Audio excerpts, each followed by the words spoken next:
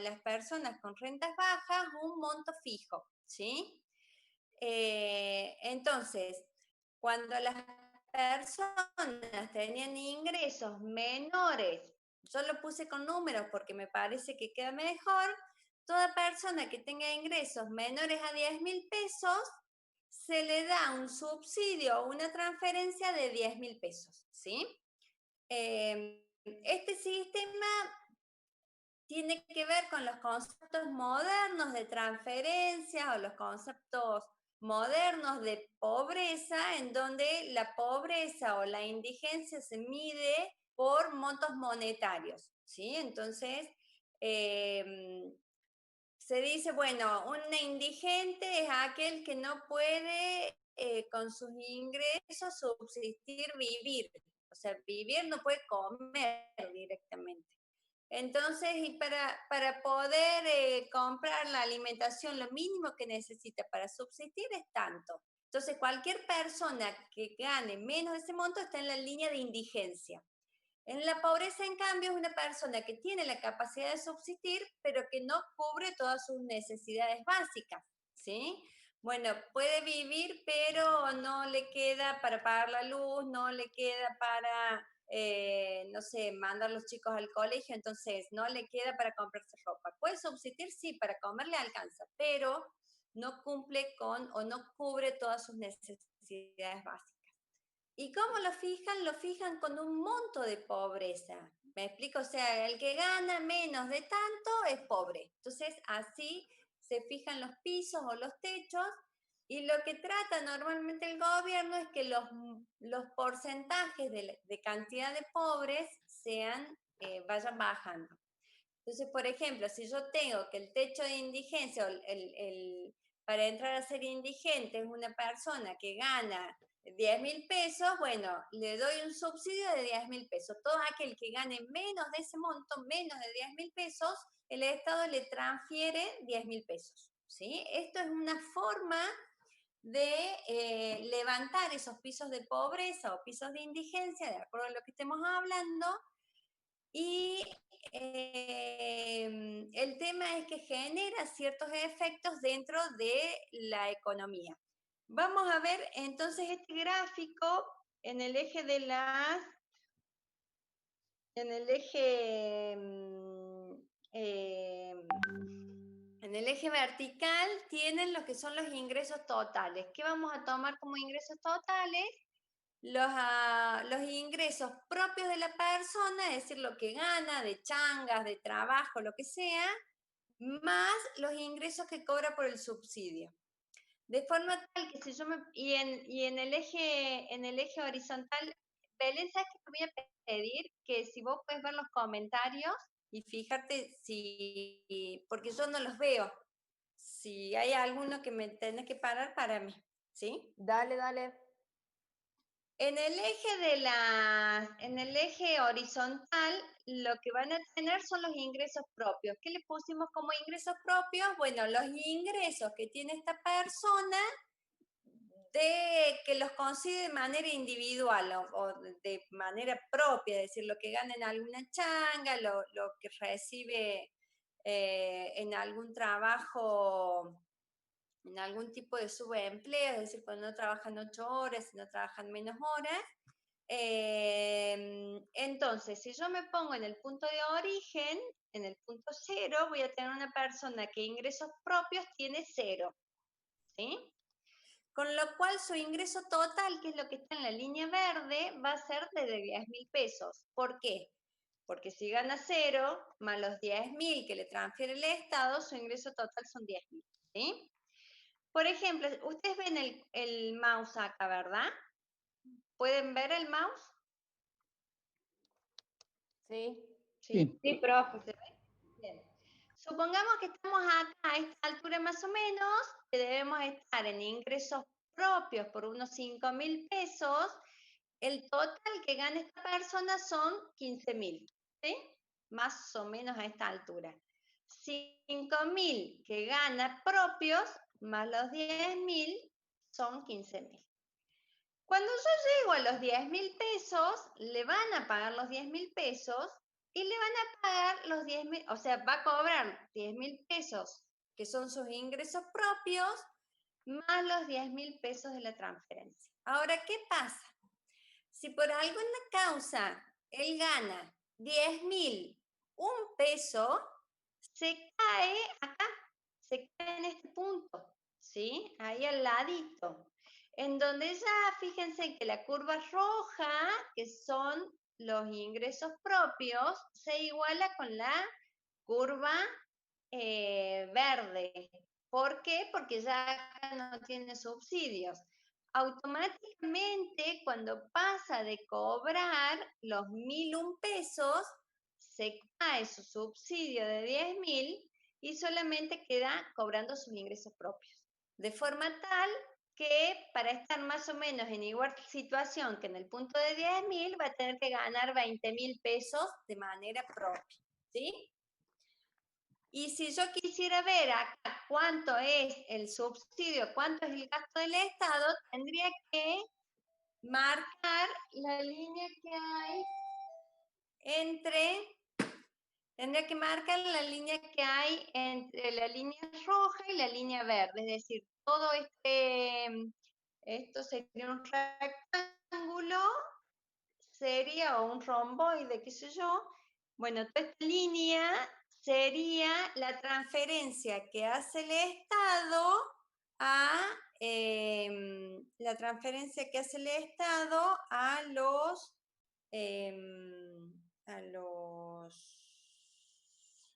la transferencia que hace el Estado a los ¿cómo? La transferencia que hace el Estado a las personas de rentas bajas. ¿Estamos hasta acá? Alejandro, ¿estás en clase, Alejandro Corso? No. Bueno. Porque me falta el ayudante alumno de Chamical, que es varón. El único varón que tenemos en el equipo y no está. ¿Qué le vamos a hacer?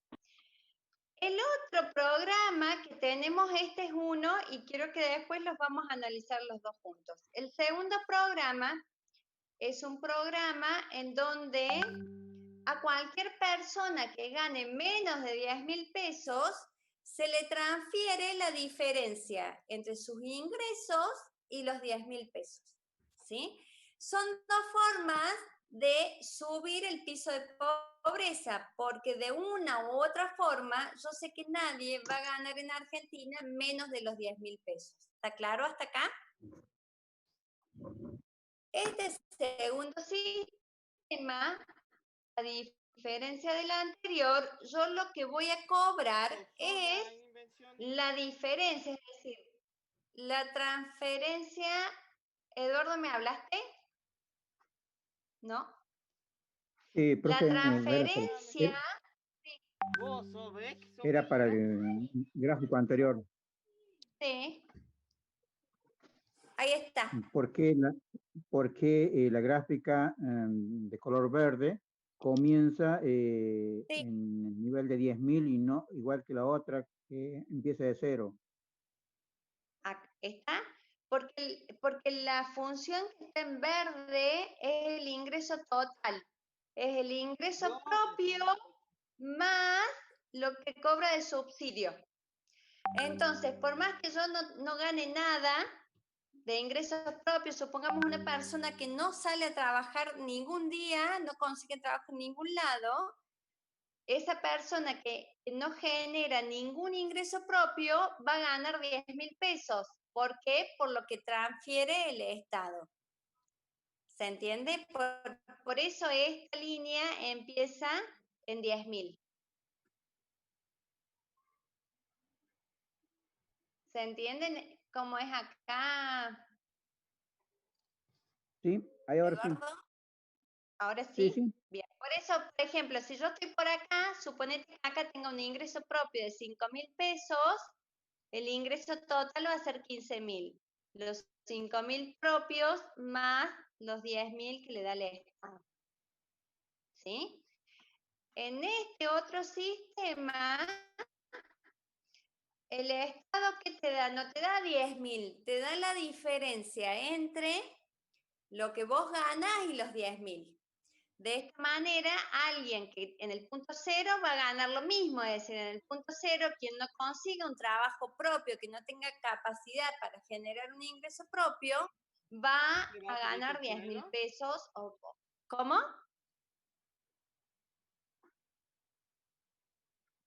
Alguien me habló y no lo escuché. ¿No? Bueno. En cero, quien no tenga ningún ingreso propio va a ganar los 10.000, ¿sí? Va a ser, o sea, el ingreso total va a ser 10.000, no es que los gana. Pero a ver, acá, quien gana, quien trabaja y gana 5.000 pesos, el Estado lo va a subsidiar solamente en los otros 5.000. Entonces acá la persona que gana 5.000 pesos va a tener un ingreso total de 10.000. El que gana 10.000 pesos, el Estado no le va a dar ningún tipo de subsidio, ¿sí? Y si gana 10.001, 10.020, 20.000 pesos, el Estado lo deja de subsidiar a partir de este punto. ¿Se entiende? ¿Se entiende hasta acá? ¿Sí? Sí, profe. Sí, profe. Bien. Bueno. ¿Se entendieron los dos casos? Profe, Ahora mi pregunta es, ¿sí? ¿puede explicar el último gráfico, por favor? No. ¿Lo escucho? Si puede volver a explicar el último gráfico, el que estoy viendo ahora. Este segundo. Bien. Sí. En este segundo, ¿sí? ¿Me están escuchando bien? En este segundo plan son como distintos programas. Este segundo programa, el Estado ¿qué transfiere? Transfiere digamos, tiene como beneficiario a todas las personas que tienen ingresos menores a 10.000 pesos. Pero la diferencia está que en este caso, el Estado, el subsidio que va a otorgar, va a servir para complementar los 10.000 pesos. ¿Qué quiere decir esto? Que lo que el Estado transfiere es la diferencia entre el ingreso que tiene la persona y los 10.000 pesos. En este caso, en el caso de que la persona no tenga trabajo, va a pasar lo mismo que el caso anterior, es decir, el subsidio va a ser de 10.000 pesos. Ahora, si la persona, por ejemplo, se encuentra en este punto, a ver, acá lo voy a poder hacer.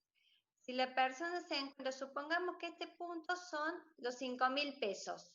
Acá me marca los 5.000 pesos, que son los ingresos propios de la persona. ¿El Estado qué lo va a subsidiar? Lo va a subsidiar en los otros 5.000 pesos, en la diferencia. Entonces, una persona que gana 9.999 pesos va a recibir un subsidio de ¿cuánto? En el segundo modelo, profe, En el segundo modelo. 1 peso. De 1 peso, ¿me explico? Porque cobra la diferencia. Con lo cual, cuando llegue a los 10.000 pesos, el Estado no lo subsidia más. Y por eso es la función de ingreso total, que es la línea verde, y la función de ingreso propio, que es la línea roja, pasan a ser iguales después de los 10.000 pesos. ¿Se entendió ahora? Acá, en este caso, en el segundo caso, el subsidio o la transferencia que es el Estado queda representada por un triángulo, ¿sí? Es el triángulo que va por la línea roja, la línea verde y el eje vertical. Bien. Profe, Ahora mi pregunta. Sí. en el gráfico anterior, ¿cómo quedaría representado que sería En este gráfico, el subsidio es este romboide que va entre la línea verde, la línea roja, la línea vertical y esta otra línea acá, ¿sí? Es todo este rectángulo o romboide, no sé qué figura geométrica es. ¿Estamos? ¿Se entiende Sí, hasta profe. acá? Bueno, perfecto. Gracias. Lo que preguntan en el práctico es cuáles son los efectos en cuanto al incentivo del trabajo. Entonces, mi pregunta es, en este gráfico, que es el primero, ¿en qué parte me conviene dejar de trabajar? Es decir, de toda esta línea que me dice todo lo que yo voy ganando, ¿dónde a mí me conviene dejar de trabajar? Antes de llegar a los 10.000, profe. 9.900. Antes de llegar, exacto, antes de llegar a los 10.000, en este punto por acá más o menos, ¿sí? Sí. Entonces, hay un desincentivo al trabajo entre los 9.990 y los 23.000 pesos, 24.000 pesos. ¿Sí? Acá el desincentivo del trabajo se mide en esta porción. ¿Estamos? ¿Por qué? Y porque si yo me quedo acá antes de los 10.000, gano 20.000 pesos. Entonces, para que a mí me convenga seguir trabajando, no es llegar a los 20.000, es llegar bastante más allá de los 20.000, ¿sí? Y en este segundo gráfico, ¿cuál es el tramo donde a mí me conviene no trabajar o dejar de trabajar? En 0 pesos, profe. Cero, Directamente profe. no trabajar. A ver. Le conviene o no trabajar o ganar más de 10.000 directamente. Claro, bastante más de 10.000. O sea, acá se genera más o menos hasta acá. Sí. Yael Pereira, ¿a vos te parece? Yo creo que dejar de trabajar, profe, porque es lo mismo, van a pagar la diferencia. Claro, si no Del punto trabaja, le dan 10.000. Y si trabaja, cada vez que trabaje, cuanto más trabaje, le van a dar menos. Entonces, acá le conviene por lo menos hasta los 12, 13.000 pesos no trabajar. ¿Se entiende esto? Todos los programas de transferencias marcados como están marcados acá, generan desincentivo en alguna medida a trabajar. Nosotros en Argentina durante muchos años hemos tenido el Argentina Trabaja, se me han ido los nombres, bueno, hay distintos programas, Más y Mejor Trabajo, qué sé yo, hay un montón de programas. Pero hay muchos de estos programas, la AUH misma en algún momento, que si yo me inscribía si yo conseguía trabajo, perdía el programa. Entonces, me están expulsando del mercado laboral. ¿Cuál de estos dos programas, el primero o el segundo,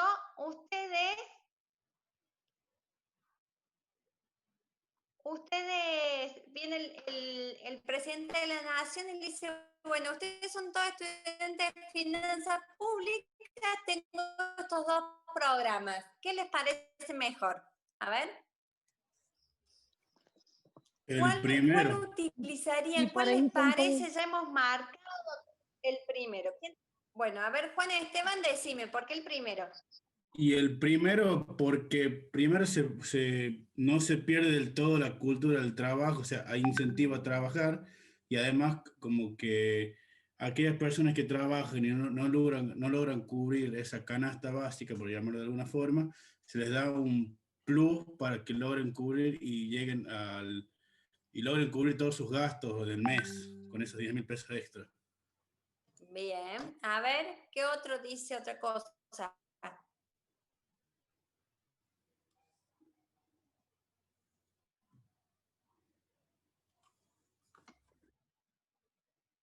A ver, Evelyn.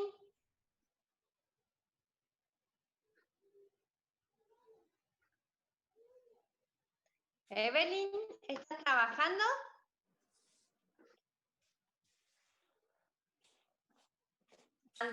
Candela Torres.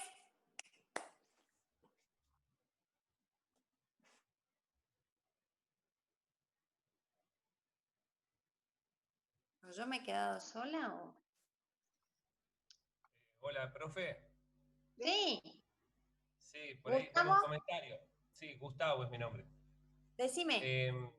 Por ahí la segunda opción, viendo así muy rápido, digamos, uno estaría comprometiendo la mitad de los fondos, pero sería muy difícil su implementación porque hay que conocer cuánto gana cada uno para ir haciendo, digamos, el ajuste, supongo que todos los meses, ¿no es cierto? Claro. Cuando uno va a ver un sistema o un programa de gasto, se tiene que fijar en muchas cosas. Fíjense en que el programa 2, el Estado destina mucho menos fondos que en el programa 1. ¿Sí? En el programa 2 es más fácil, como dice Gustavo, administrativamente manejarlo. En el programa 1 es más fácil manejarlo que en el programa 2. ¿Por qué? Porque en el programa 1 vos tenés que hacer todas las transferencias iguales.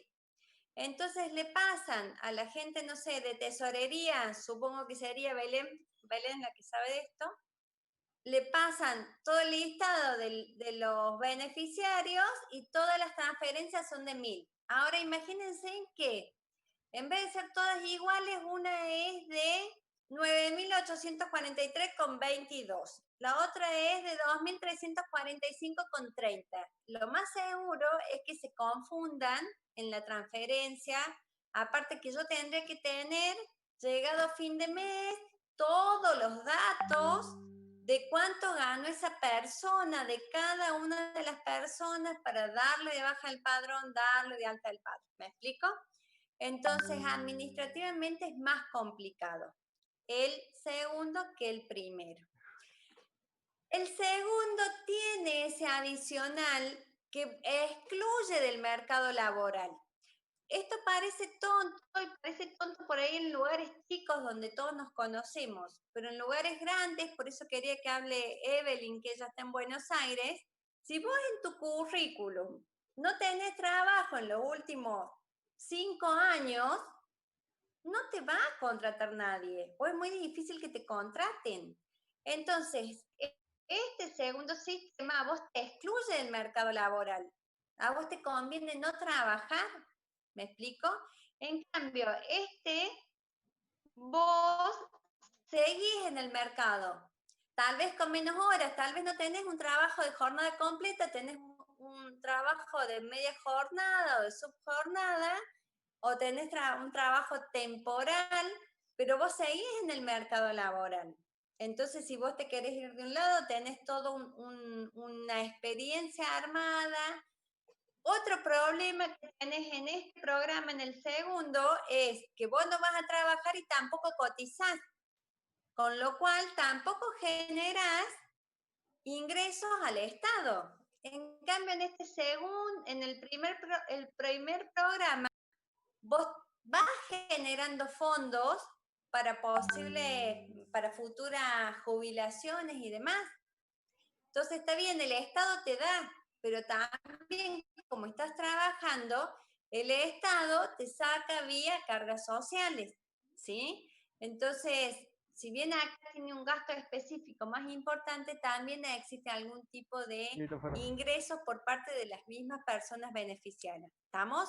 Entonces es difícil decir cuál programa sí, cuál programa no. Otra cosa que ninguno me lo dijo es que en este primer programa el beneficiario está mucho mejor, porque el beneficiario parte de 10.000 pesos y de ahí sus ingresos son más altos, ¿sí?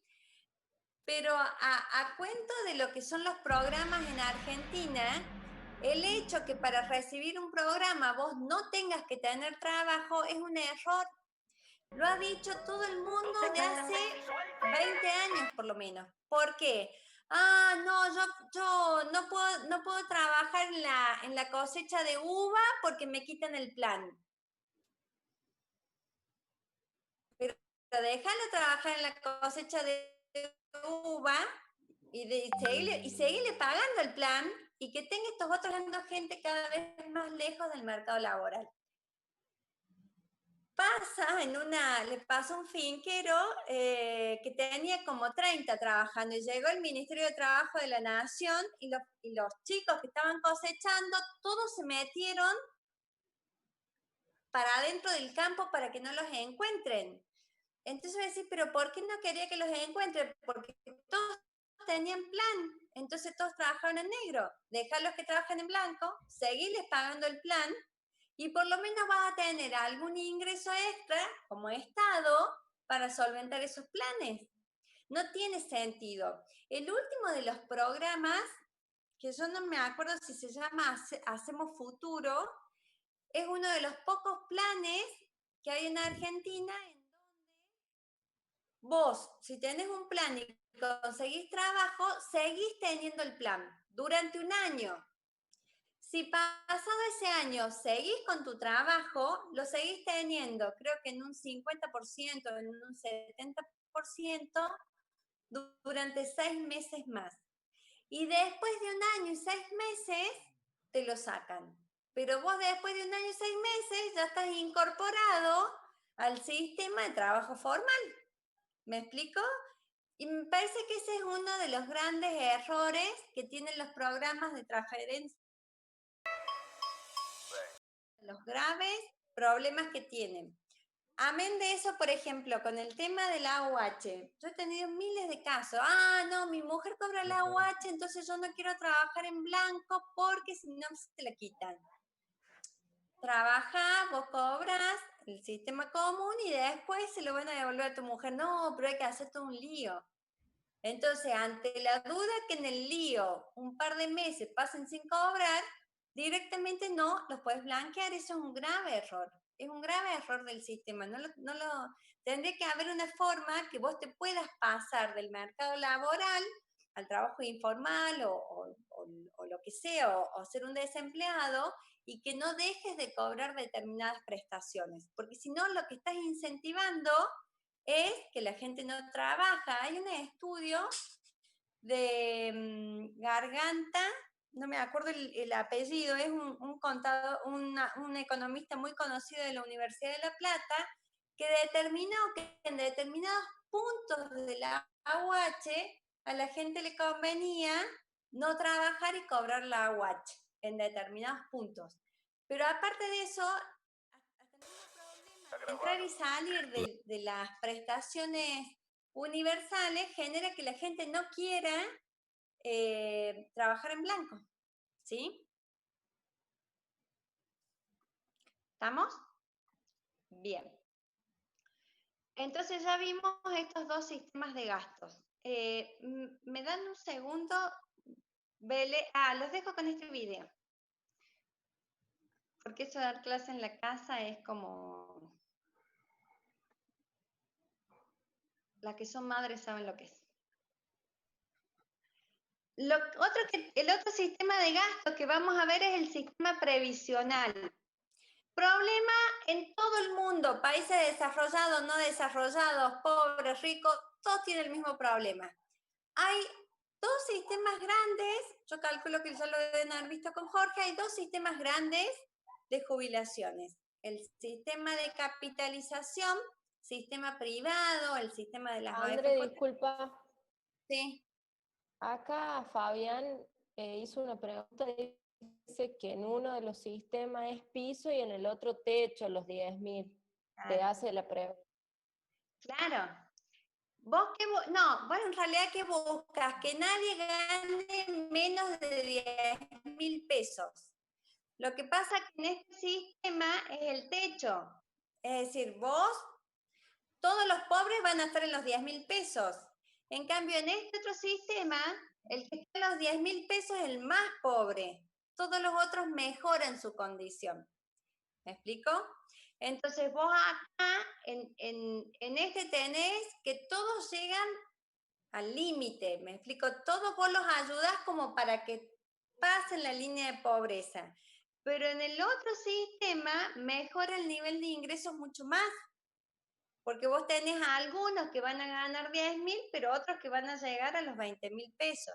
Entonces, en líneas generales, beneficia mejor este sistema a los sectores de rentas bajas que este sistema. Sí, es así, Fabián. Bueno, de los sistemas previsionales, en líneas generales hay dos. El sistema de capitalización, que es privado, donde cada uno aporta a su jubilación y se jubila según lo que aportan, y el sistema de jubilaciones de reparto o solidario, que es el que tenemos nosotros, en donde los trabajadores activos aportan a una caja que es del Estado o que es pública, y con esos fondos de los activos se les paga a los pasivos, ¿sí? Yo acá les traje un video muy cortito que en realidad no es del sistema argentino, sino que es del sistema chileno, para que lo vean y decime que se puede ver.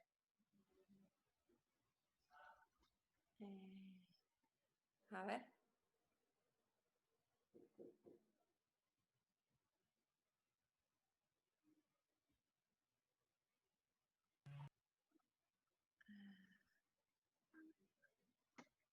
A ver ahí. Profe, va a compartir también a...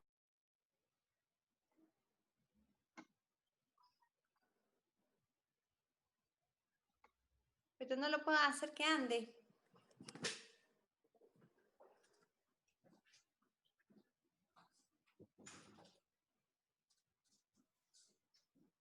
¿No anda? No. No. ¿Viste? Siempre pasa esas cosas. A ver, y si lo busco acá. Fíjate ahí arriba que dice herramientas de video. ¿A dónde, Belén? Está en la diapo, bien arriba. Dice herramientas de video, reproducción, algo así. Fíjate. Si hay forma. Muy bien, Belén. Ahora compartir.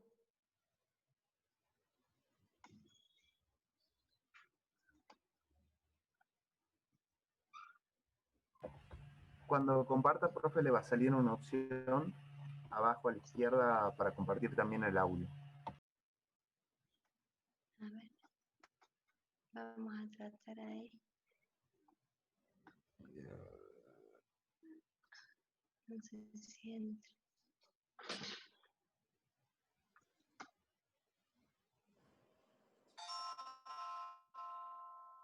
No, no me deja. No me deja. Bueno. Encontré un problema. Yo creo que el link lo tienen en la página. De todos modos, se lo subo, si no, para que lo puedan ver.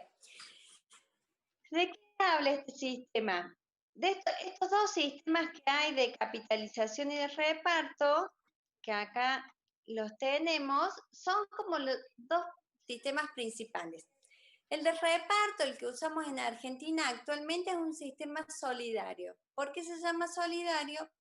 Porque los activos, insisto, con lo que se recauda de los activos se paga a los pasivos. Es decir, lo que aportan todas las personas que trabajan y que trabajan registradas, va a un fondo que lo maneja el ANSES, y con ese fondo lo que hacen es pagar a los jubilados que hay en ese momento, ¿sí? Entonces, es como que los aportes que hacen los activos no quedan en ningún lado, sino que automáticamente pasan a pagar a los pasivos, ¿sí?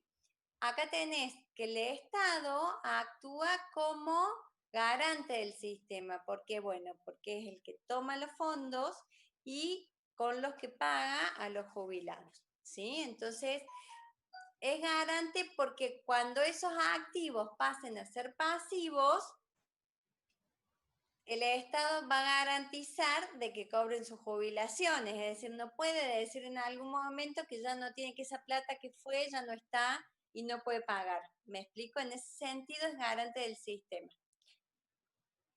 El ANSES es el órgano público que se encarga de manejar estas cuentas, ¿sí? ¿Qué es lo bueno que tiene el sistema de reparto según, por ejemplo, Masgrave? Bueno, que en el sistema de reparto el mismo Estado es el que va ajustando el valor de las jubilaciones. Entonces, cuando hay, por ejemplo, inflación, el propio Estado es el que define cuánto van a cobrar los pasivos. Es decir, como aumentan los sueldos, aumenta lo que recauda el Estado y con eso debería aumentar lo que cobran los pasivos, ¿sí?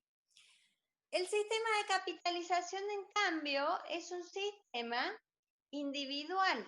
Los aportes son individuales. Cada uno va aportando a su cuenta, ¿sí? Y en el momento que se jubile, se va a jubilar según lo que haya aportado. ¿Se entiende hasta acá? Entonces, en este sistema de capitalización, se siguen sosteniendo desigualdades que pueden haber existido antes, ¿sí? Yo tengo muy buen trabajo y bueno, cobraré muy bien. Yo tengo un trabajo donde mi empleador me registró por la mitad de mi sueldo y cuando me jubile, me voy a jubilar con la mitad de mi jubilación, ¿sí? Las desigualdades que se hayan generado en algunos momentos, este sistema de capitalización las sostiene. La organización del sistema de capitalización es por medio de empresas privadas.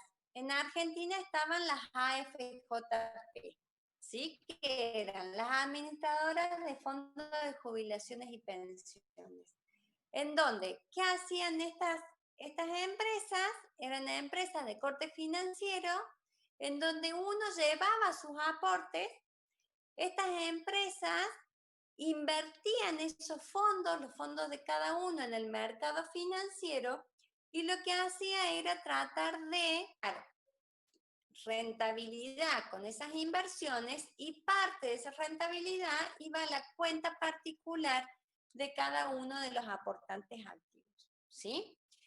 Existía lo que se llamaba la superintendencia de AFJP, que era la encargada de controlar a estas empresas. ¿Cómo las controlaba? Bueno, controlaba qué cartera de riesgo tenía, qué cartera de inversiones tenía,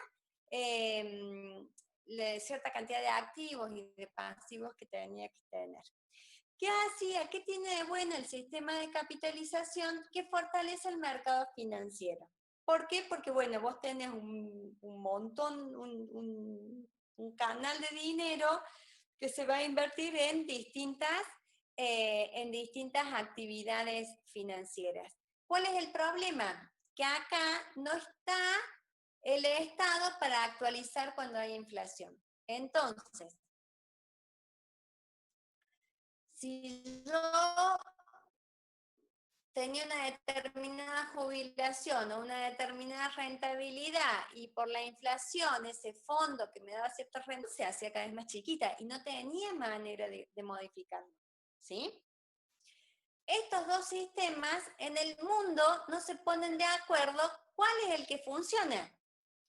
Los españoles que tienen reparto quieren capitalización, los chilenos que tienen capitalización quieren reparto.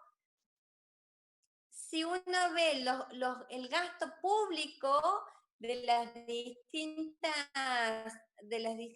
organismos estatales, se va a dar cuenta que tampoco, digamos, un sistema de reparto a veces le genera ciertos problemas financieros al Estado. En Argentina, el sistema de reparto no se cubre solamente con los aportes de los trabajadores activos. En algún momento también incluyeron el impuesto a las naftas, en algún momento también incluyeron el impuesto a los bienes personales y en algún momento también unos fondos especiales dentro de la coparticipación que van al sistema jubilatorio. ¿Me explico? Entonces, cada vez Es más lo que me lleva el sistema jubilatorio. El sistema de capitalización tampoco fue bueno. Acá dijeron, no, pero en Argentina los mercados financieros... Bueno, ¿cómo? Cristian, ¿hablaste? ¿Me preguntaste algo? Bueno. Sí, Cristian, tenés el micrófono prendido. Acá André hace un comentario, Juan Esteban Peralta dice, la desventaja del sistema de reparto es que algunos gobiernos usan los fondos del sistema previsional como billetera para aplicar sus políticas públicas en vez de dejar que esa plata vaya a los jubilados.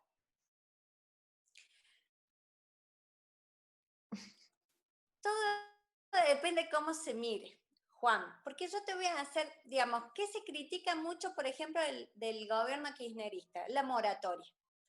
La moratoria duró 10 años, 5 años habrá durado, Belén. Una mega moratoria que aquellas personas que no tenían el total de años de aporte, entraban a la moratoria, se los jubilaba y parte de su jubilación se las iban, digamos, tenían que devolverlo de la moratoria. De esa forma entraron al sistema jubilatorio un montón de gente. ¿Está bien o está mal? Y bueno, podemos discutir todo el día, Juan, y no nos vamos a poner de acuerdo. ¿Por qué? Yo, por ejemplo, tenía un cliente que nunca quiso hacer los aportes jubilatorios, nunca, ni cuando era empleado de anda sabe qué empresa, dijo yo nunca voy a hacer los aportes al sistema jubilatorio. Jamás los hizo. Cuando cumplió los 65 años, la moratoria estaba vigente, el tipo fue, tocó la puerta en el ANSES, dijo vengo a jubilarme, le dijeron sí pase, jubílese. Y eso es justo, y yo te diría que no es justo. Te diría que es de lo peor que hay, seguro. Ahora está Juan, el que es hachero en el Chaco, que no sabe leer, que no sabe escribir, y que trabajó 40 años cortando bosque, que hachando en el Chaco, y su empleador le dijo que sí le hacían los aportes, y él como no tiene idea le creyó, y cuando fue a querer jubilarse no tenía un solo aporte hecho, y entró en la moratoria y por eso ahora está jubilado. ¿Está claro? Entonces, cuando vos decís eso está bien o está mal, se presta para todo.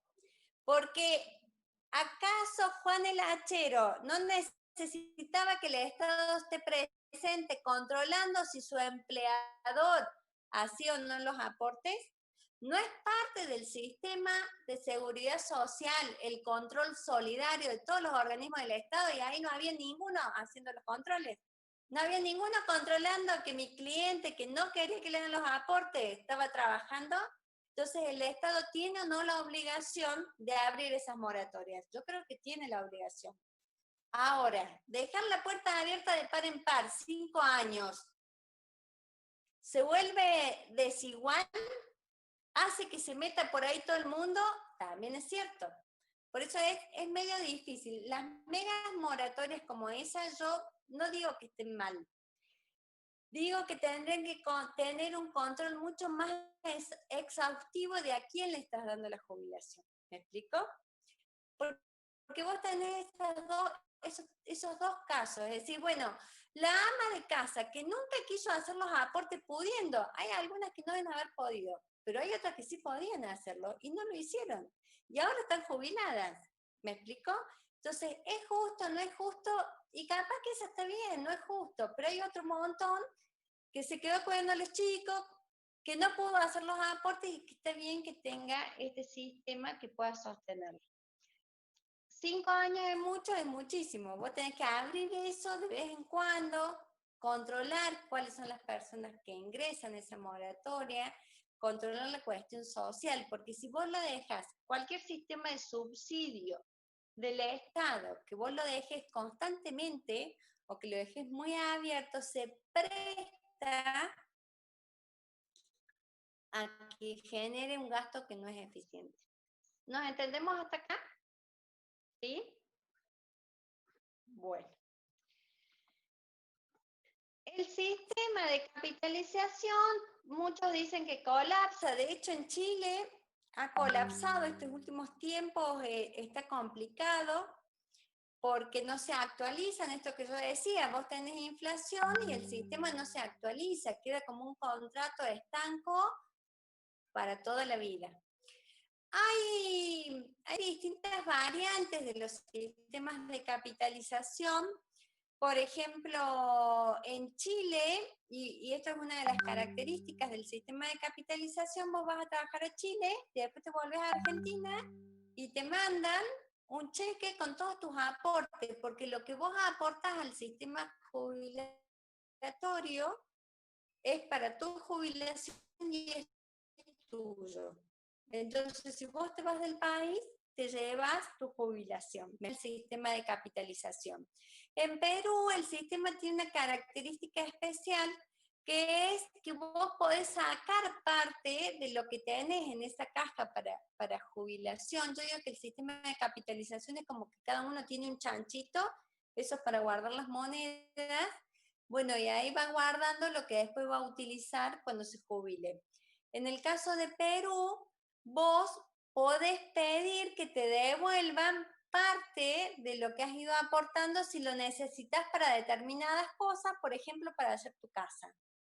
Porque no tiene mucho sentido que vos tengas que andar pagando un alquiler y no poder tener tu casa porque tenés los fondos jubilatorios dentro de una empresa. En países más desarrollados como Suiza, por ejemplo, tienen los dos sistemas.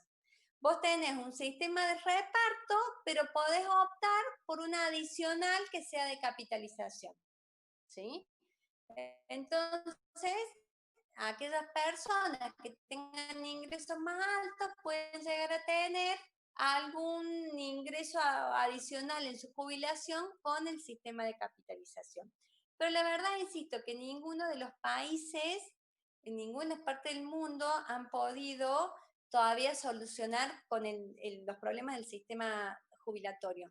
Algunos plantean que el problema del sistema jubilatorio es porque sus inicios están hace 150, 200 años, donde la calidad de vida y la perspectiva de vida era distinta. Hay algunos que plantean que tomar los 60 años para que se jubilen las mujeres y las 65 para los hombres es poco, porque esos valores vienen, bueno, antes era 55, creo, 55 y 60. Esos valores vienen de otras épocas y la calidad de vida y las expectativas de vida son mucho más altas ahora, con lo cual deberían modificarse esos valores para que el sistema se vuelva sostenible. Uno de los problemas que tiene el de reparto y que puede tener que ver con el tema de la gente que ingresa a los sistemas jubilatorios es lo que se llama la sostenibilidad del sistema previsional. En los sistemas de reparto, los sistemas solidarios como el nuestro, el sistema tiene un origen de fondos y una aplicación de fondos. El origen de fondo está dado por lo que el Estado recauda de los activos que trabajan. Y la aplicación de fondos está dada en lo que se le paga a los jubilados y lo que cuesta esa transferencia. ¿Se acuerdan que en la primera clase dijimos de que no hay una transferencia que sea lineal, que cuando yo saco de un lado y pongo en el otro, en el medio se me cae algo? Tengo costos de transacción. Bueno, el sistema jubilatorio tiene sus costos de transacción, que es el gasto del sistema en sí. Entonces, esta fórmula, que es la tasa de sostenimiento del sistema previsional, me dice que el sueldo de los activos, por la cantidad de activos que yo tengo, es la base imponible de este sistema, a la que se les aplica una determinada alícuota. ¿Eso qué me da?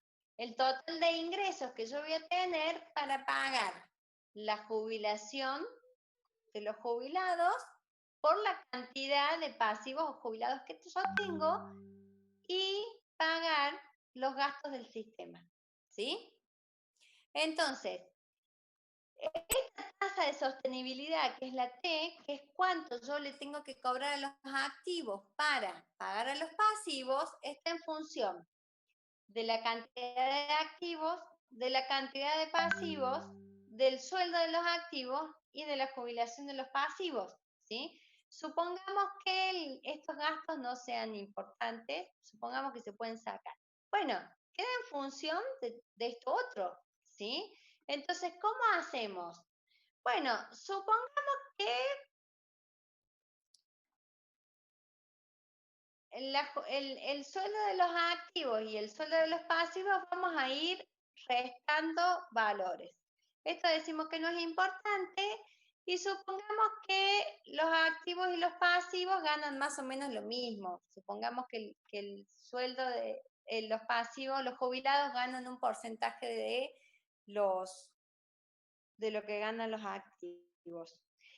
Si yo sacara estos dos, me quedaría que la tasa está en función de la cantidad de pasivos sobre, esperen que ya se me acortó la luz, ya no veo nada, sobre los activos.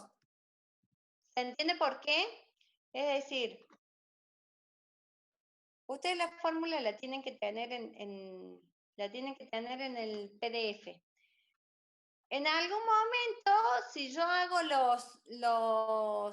el desarrollo matemático, me va a quedar que la tasa de sostenibilidad está en función de la cantidad de pasivos y la cantidad de activos. Entonces yo tengo que tener que se jubila y la gente que aporta. Entonces si vos tenés, como decía Juan, abierta la puerta, se mete un montón de gente como pasivo y tengo que tener la cantidad de activos que lo sostengan. Pero, por ejemplo, para que se den una idea, en la crisis del 2001, de la cantidad de activos que había de personas que trabajaban, el 50% lo hacía en negro. No estaba registrado, con lo cual no es esta A, son las de los que están registrados.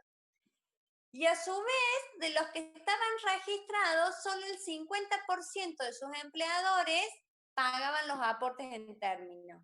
Con lo cual, ¿cómo haces para sostener los pasivos si tenés mucho? Por eso en la época de Menem había 10.000 sistemas de jubilación, cualquiera se jubilaba de cualquier forma. Bueno, cada vez son menos, me explico, cada vez. Ahora, por ejemplo, los jubilados de privilegio y determinados beneficios que no tienen, es decir, se va ajustando. ¿Por qué? Porque sí o sí tiene que haber este equilibrio. Sí o sí tiene que haber un equilibrio entre la cantidad de pasivos y la cantidad de activos. Si yo tengo muchos pasivos y pocos activos, la única que me queda es que lo que ganen los pasivos sea mucho más bajo que lo que ganan los activos. Por eso en los años 80 hablamos de la jubilación que era el 82% móvil, es decir, le aumentaban el sueldo a los activos y el jubilado aumentaba su jubilación, de forma tal que siempre la jubilación era el 82% de lo que ganaba en ese momento un activo. Y ahora estamos en el 70% al momento que te jubilás y después vamos viendo cómo son los aumentos, ¿sí? Las últimas dos, para que sean para todos iguales, los últimos dos índices de cómo aumentar los ingresos de las jubilaciones estaban en función de cuánto se recaudaba. No en cuánto era el sueldo del activo, sino en cuánto llegaba a recaudar el Estado. ¿Por qué? Bueno, porque justamente yo con lo que pagan los activos sostengo los pasivos. Entonces, tengo que buscar que todos los activos me paguen. ¿Sí? Si no me pagan, yo tengo el mismo problema que si tuviesen en negro. ¿Por qué? Bueno, porque el jubilado tiene que comer todos los días, yo le tengo que pagar todos los meses. ¿Se entiende? Entonces, ¿qué hacen? Bueno, los aumentos van en función de lo que yo pueda llegar a recaudar. No puedo llegar a recaudar, bueno, va a bajar el incremento en la jubilación de los pasivos. Por eso es que son tan bajas las jubilaciones en estos momentos. ¿Se entendió? ¿Dudas de esta parte, chicos? ¿No? ¿Estamos bien? Bueno, vamos a seguir, se nos fue medio el tiempo. Vamos a seguir ahora con la unidad 3. Vamos a comenzar con la unidad 3. Antes de terminar la 2, lo que les quiero avisar es que dentro de un rato van a tener habilitado el ejercicio práctico. Voy a prender la luz porque no veo nada.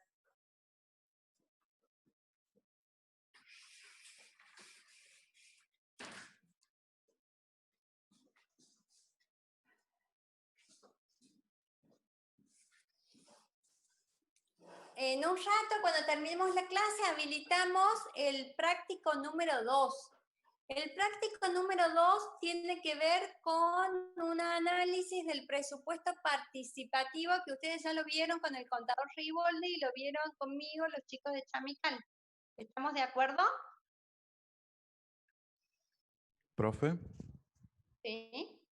disculpe, ¿podría volver a explicar cómo sería la interpretación de la tasa de sostenibilidad? Sí, ahí te lo digo. A ver, dame un segundo, ahí lo vemos.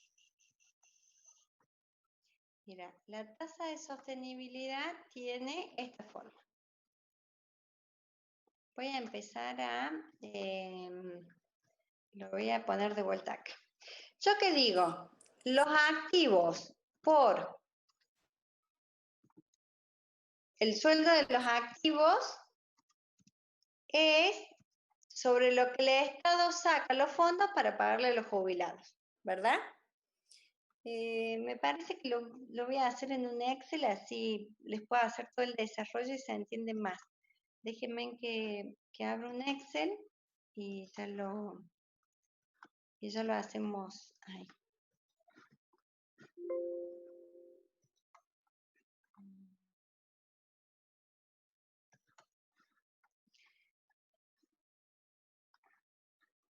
Lo lindo del sistema jubilatorio es de que no hay país que no se queje. Como no hay sociedad que no se queje de sus impuestos, bueno, no hay país que no se queje del sistema jubilatorio. Ninguno. Son todos iguales. Todos iguales en el sentido que todos los países tienen una... Profe, haga un comentario después ¿De qué? del sistema riojano, de las medidas que ha tomado el gobierno con respecto a pagarle la quincenita durante cierto tiempo para que no caiga demasiado. ¿Por qué lo pagan después?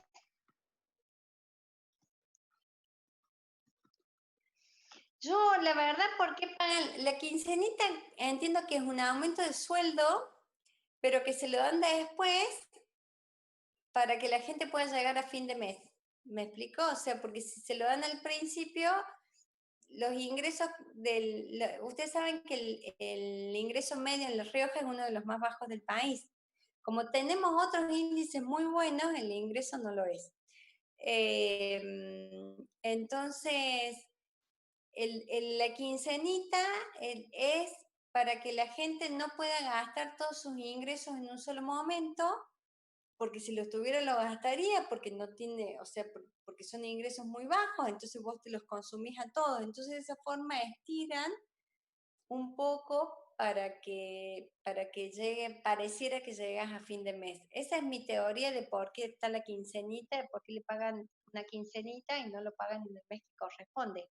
Pero no sé, Eduardo, si vos tenés otra idea.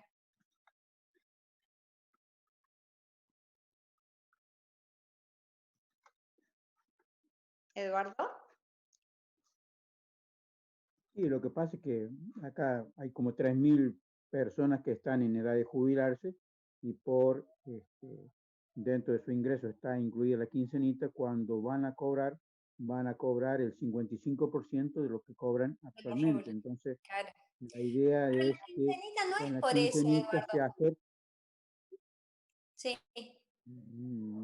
Es lo que tenía entendido yo, es decir, que muchos no se quieren jubilar precisamente por eso, porque es muy mucho lo que cae su salario, nos decían que era hasta el 55% de lo que cobraba. Y usted hablaba de decir que es el 70% de lo que cobra como activo. Pero es el 70% de los valores remunerativos. Uno de los problemas del Estado provincial es que tenés refrigerio que no es remunerativo, no sé qué otra cosa que no es remunerativa. La quincenita no es remunerativa, yo no sé porque no la cobro. Eduardo. Sí, se le corta, por eso no le ¿La respondo. quincenita es remunerativa? No, André, lo que me parece que Eduardo te está preguntando y te pide un comentario, es que ahora ahora y no sé por cuánto tiempo te permiten jubilarte, solamente rige acá en La Rioja, te permiten jubilarte y por 72 meses te dejan la quincenita.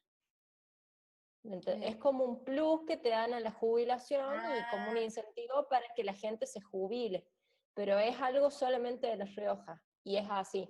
Es para el que se jubila, por 72 meses vos te siguen pagando la quincenita. Para que no se sienta tanto esta disminución, pero la quincenita ¿es remunerativa? No, profe, ese es el tema, por eso mismo es la medida. No, a ver, en vez de ponerla la quincenita en el básico, como todo el empleo público pide, no, te dicen, si querés te damos ese plus de quincenita por 72 meses post jubilación, y pasa que el mes 73, chao, ya se te cayó. Claro, ese es el problema que tiene el Estado riojano, básicamente. No sé otros, capaz que otros sean igual, ¿no? Nosotros por ahí nos escandalizamos y salí, caminar 5 cuadras y estamos todos iguales. El problema es que al no aportar sobre esos valores, cuando vos te jubilás, se toman sobre los valores que aportaste únicamente. Entonces, la jubilación, como dice Eduardo, capaz que no sea el 70%, sino que sea más baja, porque todos esos ítems no remunerativos, yo el de refrigerio me acuerdo de la administración pública, de otros no, todos esos ítems no remunerativos no son remuneración, no son sueldos, no están dentro de la S que yo hice ahí, con lo cual cuando te jubilás tampoco te lo tomas. Y por esa razón no se quieren jubilar. Hay gente que está en edad hace rato de jubilarse y no quiere jubilarse. Entonces este es como un incentivo para que se jubilen. Lo que pasa que son 72 meses, no sé cuántos años serían. Son 6 años que te van a pagar. 6 años. Te van a pagar la quincenita. No está tan mal. Y bueno, pero ¿qué hace después de 6 años? Ese es el tema. Sí, por ejemplo, pero para que vean que el problema no es solamente de La Rioja. En Europa, el año pasado, habían aumentado 3 puntos el empleo. Pero cuando se fueron a ver cuál es el empleo que había aumentado, era toda gente jubilada que volvía a trabajar. Y volvía a trabajar porque no les alcanzaba la jubilación, y la gente, los empresarios preferían tomar gente grande que sabía trabajar, que conocía su oficio, que iba mucho más de frente, que veía el trabajo de otra forma, que tomar gente joven que tenía que capacitar y que encima era bastante variable en el trabajo, es decir, son de irse a otros trabajos, migran mucho. Entonces, esos 3 puntos que había aumentado el empleo en Europa, que 3 puntos es mucho, no era gente joven. La gran mayoría era gente grande, jubilada, que volvía al mercado laboral. Por esto, Eduardo, de que no les alcanza, no alcanza acá, no alcanza allá, no alcanza en ningún lado. Es todo un tema. Todos los sistemas jubilatorios en la actualidad generan este problema de que todos se quejan y algunos, por eso les decía, algunos consideran que el problema está en cómo se definieron a qué edad te tenés que jubilar vos. Porque un hombre de 60 años hoy no es un hombre de 60 años del 1850. ¿Se entiende? Entonces, las perspectivas de vida son distintas y algunos replantean que hay que cambiar las edades jubilatorias, que acá en Argentina ya subieron 5 años, 5 años. Y en Europa pasa lo mismo, hubo cortes en Francia porque no querían, los estudiantes no les querían tomar como años de trabajo, las becas estudiantiles y demás, o sea, en todos los países se complica. Pero voy a ir estoy compartiendo el Excel, ¿verdad? Sí. Les voy a mostrar cómo se hace, les voy a mostrar no cómo se hace, sino vamos a ver la tasa de sostenibilidad. Voy a hacerlo un poquito más grande. Yo tengo los activos por su sueldo. ¿Qué me va a dar esto? La base imponible, diría González,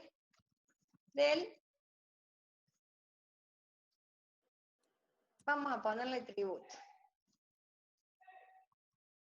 ¿Sí? Es decir, los activos por los sueldos es a lo que yo le aplico, es toda la masa a la que le aplico la alícuota del sistema jubilatorio y con lo que recaudo le voy a pagar a los pasivos. Entonces, con esto que consigo acá, yo tengo que pagarle a los pasivos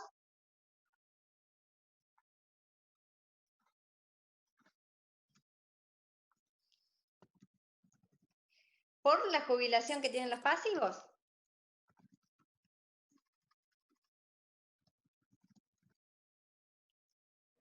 ¿Estamos de acuerdo con esto?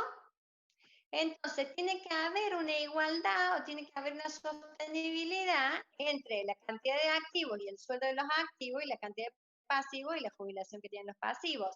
A esto hay que agregarle los gastos del sistema. ¿Cuáles son los gastos del sistema? Bueno, sería el ANSES. Ahora, supongamos que los gastos del sistema lo tenemos manejados. Eso, por ejemplo, una buena gestión del gobierno kirchnerista que hizo que todos los programas de gastos pasen por el ANSES. Entonces, el ANSES tiene una gran masa de información, pero los costos de mantenimiento de los sistemas es el mismo. Entonces, no ha tenido grandes costos de transacción, más allá, bueno, de los fondos y de dónde vienen, no han tenido grandes costos en ese sentido. Entonces, esta relación, saquemos los gastos del ANSES, porque supongamos que van a ser pequeños, decimos que la alícuota que cobro, alícuota o la tasa de sostenibilidad, como ustedes quieran llamarla, en función de los activos por su sueldo y los jubilados por la jubilación que cobran. Pero supongamos que los jubilados cobran más o menos lo mismo que el sueldo. Supongamos que le vamos a pagar medianamente igual, ¿sí? Si le pagamos medianamente igual, esto que es sueldo se tendría que anular con la jubilación porque son más o menos parecidos. Entonces quedaría que las relaciones activos, perdón, es al revés, sería pasivos sobre activos, porque tendría que hacer pasaje de término y el que pasa restando es el que pasa dividiendo es el activo, ¿sí? Tendría que tener esta relación. Esta relación, en principio, debería ser 1:4, ¿sí? Es decir, tendría que haber un pasivo por 4 activos. Y yo no sé si se da en Argentina esto hoy. Más de lo que yo les explicaba, esta tasa de estos activos son los empleados que trabajan y que están registrados. Pero ¿cuántos aportan? Es decir, ¿cuánto su empleador no está hoy en crisis y no paga los aportes? ¿Sí? ¿O cuántos perdieron, por ejemplo, una crisis como el COVID? Sí, Esteban. ¿Entre los activos cuenta el empleado público o no? Sí, cuentan todos. Ah, listo. Sí, todos los que aportan. Profe, Ojo, sí. la relación que usted dijo de 1,4 o 1,4. 1 sobre 4. Ah, bien, bien, 1 eso quería saber. sobre 4. Bien. Es decir, debería haber un pasivo cada 4 activos, que más o menos ganen lo mismo. Porque vos imagínate que tenés un juez y 4 empleados de comercio no llegan a cubrir lo que gana el juez. O sea, supongamos que están en promedios parecidos, ¿sí? Tendría que ser un pasivo cada 4 activos. Pero, por ejemplo, hoy en Argentina, que tanta gente perdió el trabajo a culpa de la recesión económica y demás, si se te baja esa tasa, o sea, si se te baja esta proporción, ¿qué haces? ¿Qué tiene que hacer el Estado? No puede poner alícuotas más altas. Ya cada activo aporta casi un 27% a cubrir las jubilaciones, ¿me explico? No podés sacarle más. Entonces, ¿qué hace el Estado? Bueno, empieza a buscar otros impuestos, insisto, como bienes personales, como el impuesto a los combustibles, es decir, va como sacando de otro lado. Pero es más o menos la tasa de sostenibilidad del sistema, es decir, está en relación de los pasivos y de los activos, y también de cuánto ganan los pasivos y de cuánto ganan los activos, ¿sí? ¿Cuánto ganan los activos? Remunerativo, porque esto que me decía Fabián y Eduardo, de que hay un montón de conceptos no remunerativos, bueno, atentan contra el sistema también, ¿sí? Es todo un tema. Yo les voy a dejar el link del video en el campus virtual para que ustedes lo puedan ver y lo puedan seguir. ¿Se entendió más o menos hasta acá? ¿Sí? ¿No? Sí, profe. Sí, profe, gracias. Bueno, es fascinante este tema de las jubilaciones porque insisto, nadie lo tiene del todo. Nadie ha podido todavía decir este es el sistema. Insisto, ni siquiera los países súper desarrollados o los países con un nivel de vida como puede ser Suecia, que son importantes, ni siquiera ellos han podido solucionar este problema que, bueno, como ven, si son países donde tenés muchas crisis económicas o recesiones muy fuertes, bueno, seguramente vas a tener mayores problemas. Bien, dicho esto, vamos a ir ahora a la unidad 3, vamos a comenzar por la unidad 3. Insisto, tienen el práctico de la unidad 2 ya en el campus, ya se los voy a habilitar para que ustedes lo vean. Tiene que ver con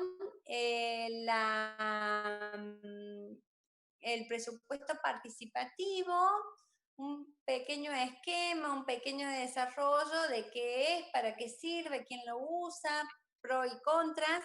¿Por qué se los digo? Porque ustedes seguramente, muchos de ustedes después van a ser asesores de municipios, asesores de la provincia, y el presupuesto participativo a mí me parece una de las mejores formas para controlar el gasto público y una de las mejores formas que hay para saber qué es lo que quiere la sociedad.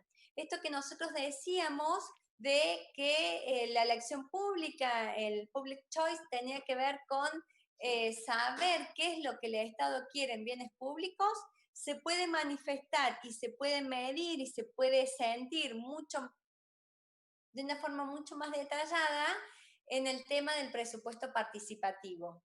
Los municipios, básicamente, que son los que los están usando, cada vez son más los municipios que los incluyen, porque bueno, tienen que ver con esto.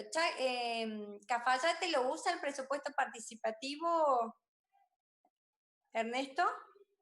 No.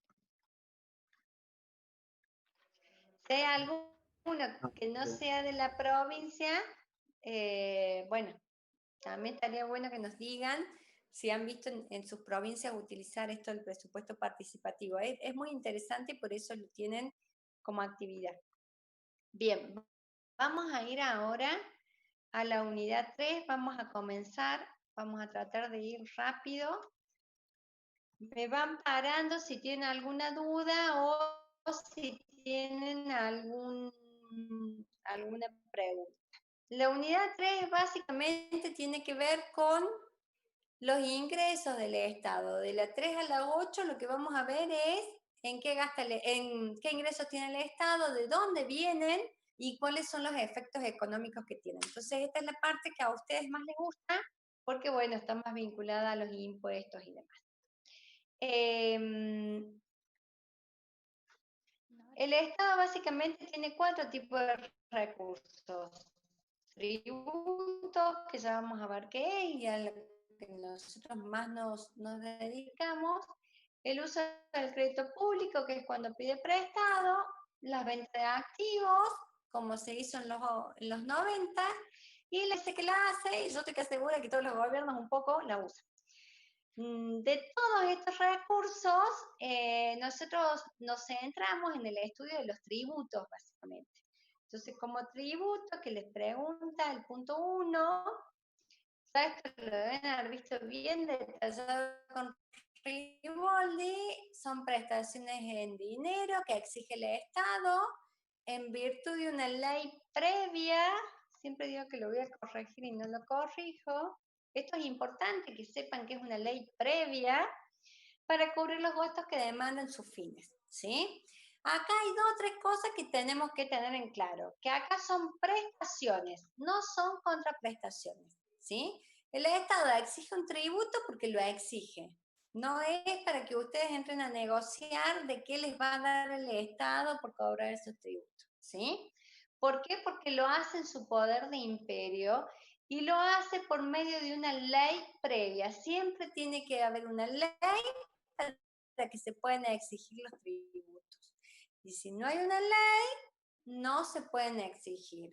Entonces, cuando vaya al municipal a decirle que le va a clausurar porque no pagó tal tributo, primero vayan y busquen que la ordenanza exista, porque hay un montón de lugares donde la ordenanza no existe. Entonces, si no hay ley, no hay impuesto. Y tiene que ser para el cumplimiento de sus fines, los fines para que fue creado el Estado. ¿Cuál es la diferencia entre el tributo y el precio? Bueno, que los tributos me los exige el Estado. Luján, ¿querías decir algo? Luján. No. Querían los tributos de soberano, poder que nosotros le dimos, y no existe una contraprestación en términos de mercado, en lo que nosotros conocemos como yo te doy y vos me das. Esa contraprestación no se da en los tributos. En cambio, los precios, al contrario, son voluntarios. Existe una contraprestación porque yo voy y al súper y compro pan y pago y me dan el pan. Y el otro tema es que el precio se fija por mercado, es decir, por las negociaciones de la oferta y la demanda, y los tributos son de manera soberana. Tiene sus límites, pero es de manera soberana, es decir, lo fija la ley que establece el órgano legislativo.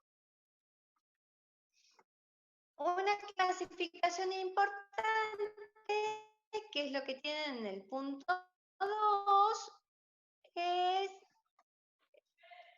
el tema de la clasificación jurídica de los tributos. La clasificación jurídica de los tributos ustedes la van a encontrar si tienen el libro de Núñez Miñana, de Villegas, si lo han usado para derecho tributario, ahí lo van a encontrar, y si no, en el libro de Iturrió seguro que sale.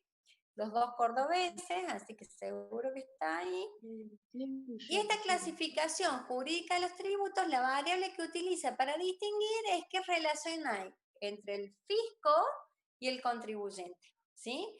En los impuestos, insisto, voy rápido, si alguno no lo entiende, le falta, me avisa y yo lo contesto. En los tributos... Sí, Luján. ¿Luján? Es el regresivo. ¿Me estaba hablando a mí? Es el proporcional. Y el progresivo, te digo, ¿era esto o era esto? Porque el profe de economía lo hace. Luján, ten el micrófono abierto.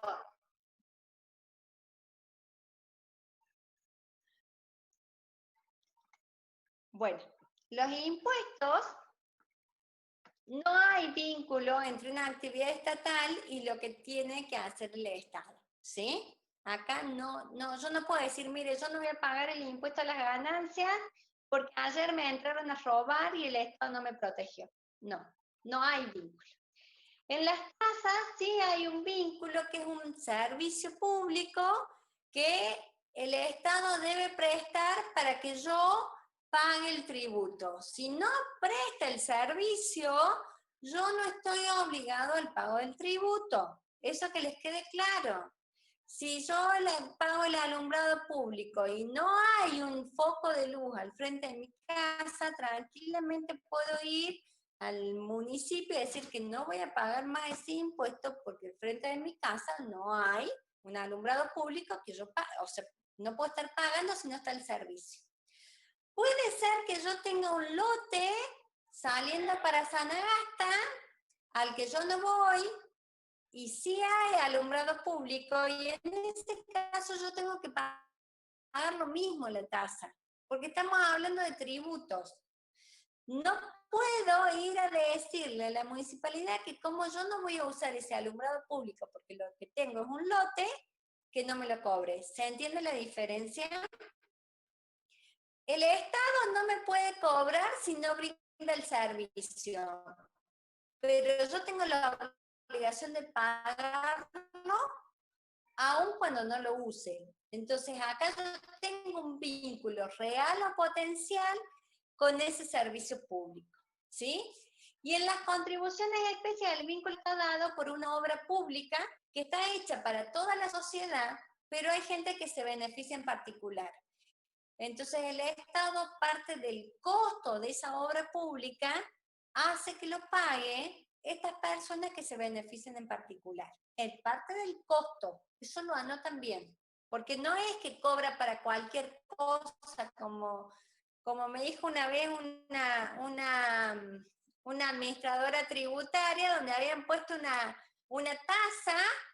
Entonces le digo, bueno, ¿y cuánto piensan recaudar? Habían hecho una contribución especial para el bacheo de las calles. Entonces dije, bueno, a ver, ¿y cuánto es lo que piensan recaudar? No sabemos. ¿Y cómo puede ser?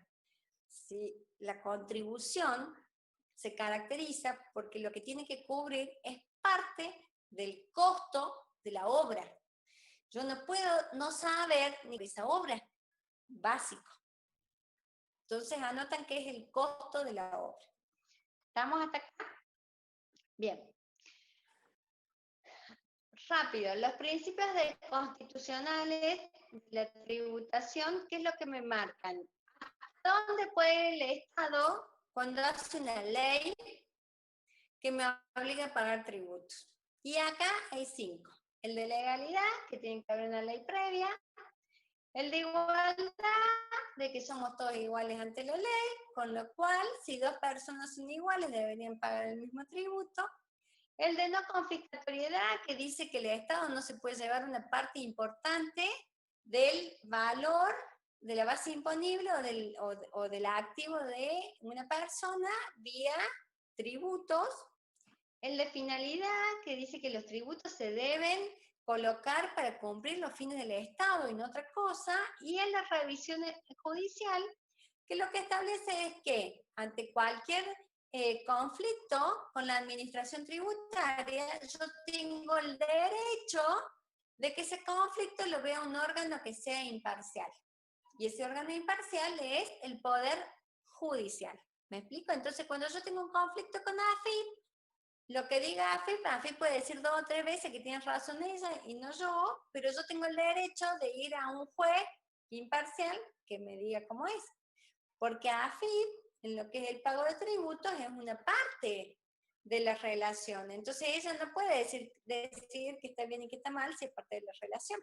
Por eso tengo que poder ir a otro órgano, que es la justicia. Como todos los actos de gobierno, yo puedo hacer que se revisen judicialmente. Pero acá nos vamos a parar en el de legalidad. Tiene que haber una ley previa que cree el tributo. Y que cree el tributo implica que tenga todos los elementos que necesita un tributo, que es lo que ustedes tienen en el punto 3. Básicamente, hay una serie de elementos que definen lo que es el tributo, ¿sí? El primero es el hecho imponible. El hecho imponible es una cierta situación que cuando yo vea que esa situación se da en la realidad, obliga al pago de los tributos. Por ejemplo, el impuesto a los ingresos brutos dice que quedan grabados por ese impuesto los ingresos provenientes de la venta de cosas muebles, locación y prestación de servicios, bueno, dice más cosas.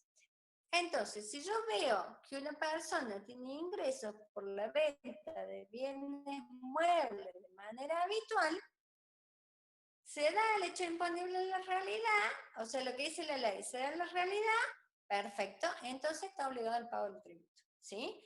Acá, el hecho imponible hace una descripción tal que para que obligue al pago del impuesto tiene que ser la misma descripción en la realidad. Por ejemplo, si yo digo que está obligado al pago de un impuesto quien no obtuviese ingresos por la venta de bienes muebles, y lo que hace la persona es vender un bien inmueble, no va a estar obligado al pago del tributo. ¿Por qué? Porque esta descripción que yo hice, en la realidad no es la misma, es distinta. Entonces, se tiene que describir el hecho imponible, que es la descripción de una determinada situación fáctica. Se da en la realidad, obliga al pago del tributo. Esa situación fáctica tiene que estar determinada en un lugar y en un espacio. ¿Sí? ¿Qué quiere decir esto? Bueno, ¿dónde se tiene que dar ese ingreso? ¿Dentro del país? ¿Dentro de la provincia? ¿En qué parte? ¿Sí? Eso es la delimitación espacial. ¿Dónde se genera ese hecho imponible para que obligue al pago del impuesto? Porque imagínense que yo digo, bueno, yo tengo ingresos por ventas que hice en Santiago del Estero, que yo paso 6 meses al año en Santiago del Estero. ¿La Rioja me puede cobrar impuestos? Y diría que no, porque son las ventas realizadas dentro de la provincia de La Rioja. ¿Se entiende? Entonces tengo que describir dónde tiene que darse el hecho imponible. Y la delimitación temporal me define las cuestiones temporales de una situación, es decir, los ingresos que obtiene por la venta de cosas muebles. Bueno, pero el ingreso, ¿cuándo es ingreso? Cuando yo hago la factura, cuando lo cobro, cuando entrego los bienes, ¿cuándo considero? Ese momento me lo tiene que definir la ley, no es cuando, no, tiene que definirse. Entonces, determinado el hecho imponible, descrito, definido en un lugar y en un tiempo, tenemos que generar la base imponible. ¿Qué es la base imponible? Es la cuantificación de ese hecho imponible, que a veces parece fácil, pero no es fácil. Cuando yo digo los ingresos provenientes de las ventas, muy bien, ¿qué es venta? Es la venta con impuestos internos, es la venta con el IVA incluido, es sin el IVA incluido, es restando los descuentos, es sin restar los descuentos. ¿Qué es lo que voy a tomar como ingreso? Eso es cuantificar el hecho imponible, ¿sí?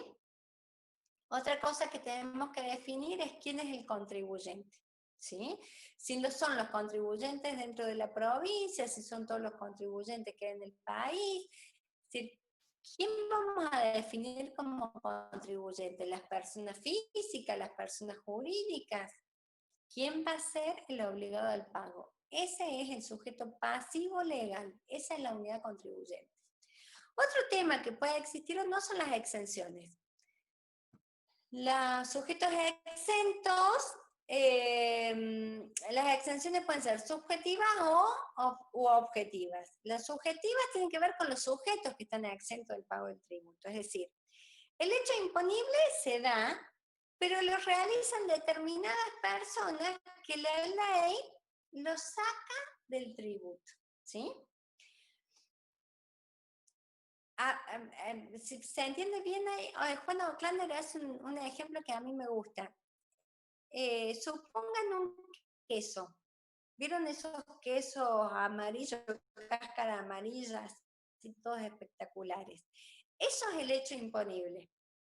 Todo lo que está fuera del queso no es un hecho imponible. Por ejemplo, la venta de bienes inmuebles. Si nosotros estamos grabando la venta de bienes muebles, el inmueble está fuera del queso. Entonces, todo lo que está dentro del hecho imponible sería un diagrama de Venn, un queso, como ustedes quieran llamarlo, que está grabado. Las exenciones son como huecos que hay dentro de lo que está grabado. Por ejemplo, en las exenciones subjetivas, de acuerdo a determinados sujetos, quedan exentos del pago de los ingresos brutos la Iglesia Católica. Entonces, hay un hueco que es la Iglesia Católica y sale de toda la masa, todo el universo de lo que es imponible. ¿Sí? Quedan exentos del pago del impuesto las asociaciones civiles. Hago otro hueco y lo saco. Ahí lo que veo, no me importa qué es lo que hizo la asociación civil, si es una venta, una prestación de servicios, no importa. ¿Por qué? Porque lo que dejo exento del pago del tributo es a la persona, es al sujeto pasivo. Acá lo saco, exención subjetiva. En las exenciones objetivas es al revés, no me importa quién hace el hecho imponible, lo que yo dejo fuera del impuesto es un determinado hecho imponible. Están exentos del pago del impuesto, ¿qué cosa podemos dejar fuera del impuesto? No sé. Las clases particulares vinculadas a la actividad universitaria. Entonces, no me importa si las clases particulares las da una persona física, las da una sociedad, las da quien los dé. Yo cualquiera que dé clases particulares lo voy a dejar fuera del impuesto. Entonces, este queso, que sería el total de hecho imponible, queda como con agujeritos, ¿sí? Como un corazón con agujerito, un queso con agujerito. Entonces, ¿por qué? Porque el legislador va sacando cosas que prefiere, aún estando dentro de lo que sería el hecho imponible, prefiere que no se cobre, porque normalmente tiene que ver con alguna cuestión social, que se trata de no gravar de más determinadas situaciones. Por ejemplo, el IVA deja exento el pago del impuesto la leche. Bueno, porque se supone que vos necesitas que los chicos tomen leche. ¿Me explico? Entonces, normalmente las exenciones objetivas tienen que ver con esto. En cuanto a las deducciones o desgravaciones de las bases, bueno, son montos que yo, digamos, una vez que tengo la base imponible, saco todo lo que sean exenciones, de esa base imponible a su vez puedo deducir cosas, ya sea que tienen que ver con el hecho imponible o no, ¿sí? Por ejemplo, en los impuestos personales tenemos las deducciones personales, que son montos que yo puedo deducir de acuerdo a la situación del contribuyente. Entonces puede decir, bueno, en el impuesto a las ganancias, si tiene hijos, va a deducir ciertos montos que si no tuviese hijos no los deduciría, ¿sí? Ahí me queda la base sujeta a impuesto y a eso le aplico los tipos impositivos. Los tipos impositivos son, bueno, ustedes ya lo vieron, los impuestos ad valorem, el tipo impositivo es un porcentaje, y en los impuestos específicos el tipo impositivo es un monto. Si no lo vieron, se lo vamos a ver después. Y después tenemos otros montos que son deducciones a los impuestos determinados, que básicamente acá lo que tratan es de disminuir la carga fiscal por si hay algún tipo de distorsiones o o a veces, por ejemplo, en el impuesto a las ganancias yo puedo deducir el impuesto al cheque, porque entonces de esa manera disminuyo la carga impositiva de aquellas personas que manejan muchas cuentas bancarias, entonces, bueno, tiene una forma de disminuir la carga fiscal, pero si me están tomando, si no tienen ingresos, yo lo mismo tengo ese impuesto recaudado, es decir, son como créditos especiales que se generan, este tipo de deducciones al impuesto determinado, que en definitiva lo que terminan haciendo es bajando la carga impositiva. Yo lo puedo bajar mediante deducciones a las bases imponibles, o se pueden bajar mediante deducciones al impuesto determinado. Ernesto, te consulto si a las 8 tenemos que cortar, ¿verdad? Ernesto. Sí, profe. Bueno, ya son las 8 menos 3 minutos, así que cortamos acá y seguimos el viernes que viene, ¿sí? Cualquier consulta, cualquier duda, bueno, tienen el foro en el campus virtual, y recuerden el tema del trabajo práctico que tienen de hoy, creo que son 10 días que les dejé, y ya vamos a ir poniendo las notas.